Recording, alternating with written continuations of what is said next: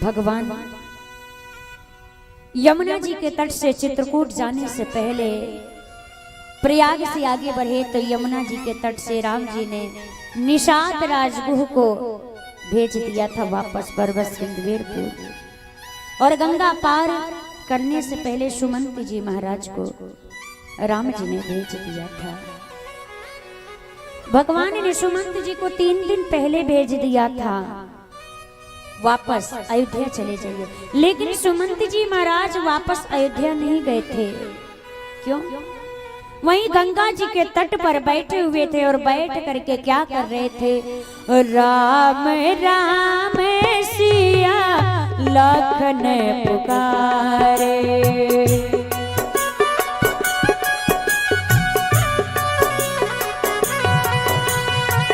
परहु धरनी तले व्याकुल भारे।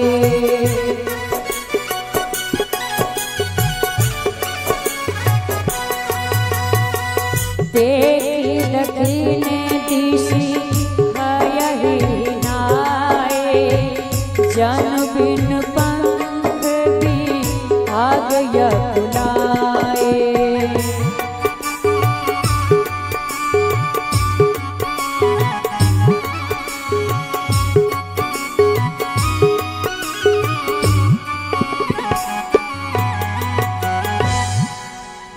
सुमंत जी महाराज वहीं गंगा के तट पर बैठ करके निषाद राजगुह वापस लौटे। सुमंत जी रथ को किनारे लगा करके घोड़ों को निकाल करके रथ से और पेड़ में बांधे हुए हैं। पेड़ के वृक्ष के नीचे सुमंत जी महाराज बैठे हुए हैं और बैठ करके केवल मुख से एक ही शब्द निकाल रहे हैं। क्या? राम राम सिया लखन पुकारी। हे राम हे लक्ष्मण हे वैदेही, आप कहाँ चले गए हो? ये सुमंत जी महाराज की दशा है। उन घोड़ों की दशा क्या है? रघुनाथ जी जिस दिशा में गए हैं वो घोड़े उधर ही देख रहे हैं और केवल देख ही नहीं रहे हैं। बाबा कहते हैं देखी दक्षिणे दिशि हायहि नाई। दक्षिण दिशा की ओर वो घोड़े देख करके हिनहिनाने लगे, जैसे पक्षी के पंख को काट दिया जाए और उस धरा पर छोड़ दिया जाए और पक्षी उड़ने के लिए व्याकुल हो और वो पक्षी उड़ नहीं सकता है। वैसे ही आज घोड़े भागने के लिए तो छटपटा रहे हैं, लेकिन वो भाग नहीं सकते हैं। जिस प्रकार वो पंछी छटपटाते रहते हैं उड़ने के लिए, बेचारे उड़ नहीं सकते क्योंकि पंख कटा हुआ है, ऐसे ही आज वो घोड़े छटपटा रहे हैं। दक्षिण दिशा की ओर भागना चाह रहे हैं लेकिन वो भाग नहीं पा रहे हैं। निषाद राजगुह अपने सेवकों को बुलाए और घोड़े के सामने जल रखते हैं, चारा रखते हैं, लेकिन गोस्वामी जी महाराज कहते हैं मनुष्य को तो छोड़िए, भगवान के रथ के घोड़े चारा और पानी भी नहीं ले रहे हैं।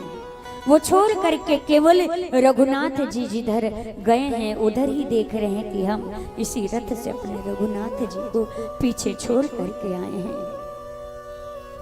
देखिए, शरीर का पोषण भोजन से होता है, लेकिन आत्मा का पोषण केवल भगवान के प्रेम से ही हो सकता है, दूसरा कोई साधन नहीं है। घोड़े पानी तक नहीं डाल रहे। निषाद राजगुह आए और सुमंत जी महाराज को समझाने लगे। सुमंत जी, आप ज्ञानी हैं, पंडित हैं, धर्म की परिभाषा को आप भली भांति जानते हैं। यदि आप इस प्रकार से अधीर हो जाएंगे तो अयोध्या को कौन संभालेगा? आज अयोध्या अपने आप संभालने वाली नहीं है। महाराज निढाल होंगे, आप ही पर सारा भार है। महाराज, आप अपने आप को धीरज धराइए। निषाद राजगुह सुमंत जी को समझा करके उठा करके रथ पर बैठाए। घोड़े को वृक्ष से निकाल करके जोड़ा। गोस्वामी जी महाराज कहते हैं जब वृक्ष से निकाल करके घोड़ों को उस रथ में जोड़ते हैं तो चरफरा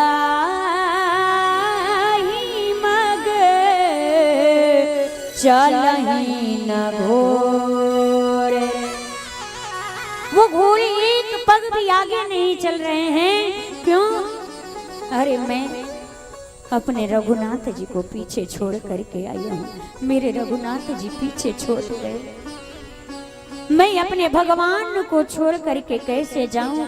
घोड़े चलना भूल गए। निषाद राजगुरु समझ गए कि सुमंत जी जाने की स्थिति में नहीं है। अपने सेवकों को साथ में भेज दिए। आज गंगा जी पीछे दूर होती गई, रथ आगे चलता गया। सुमंत जी समझ गए कि मैं अब उस भगवान को छोड़ करके जाने लगा हूँ। ये सोच करके सुमंत जी महाराज फफक के रोने लगे, अपने आप को कोसने लगे। आहा मंत मनु अवसर चूका। हे अभागे सुमंत, तुमने अपने जीवन का सबसे मूल्यवान अवसर खो दिया। यदि राम के वियोग में तेरा प्राण चला जाता, अरे अभागे सुमंत, तो तू अमृतों को प्राप्त कर लेता। इससे बड़ा दुख तेरे जीवन में और क्या हो सकता है? राम चले गए और तेरा प्राण नहीं गया उनके वियोग में। सुमंत जी जाने लगे। इस प्रसंग के बाद सुमंत जी का चर्चा कहीं नहीं आया है।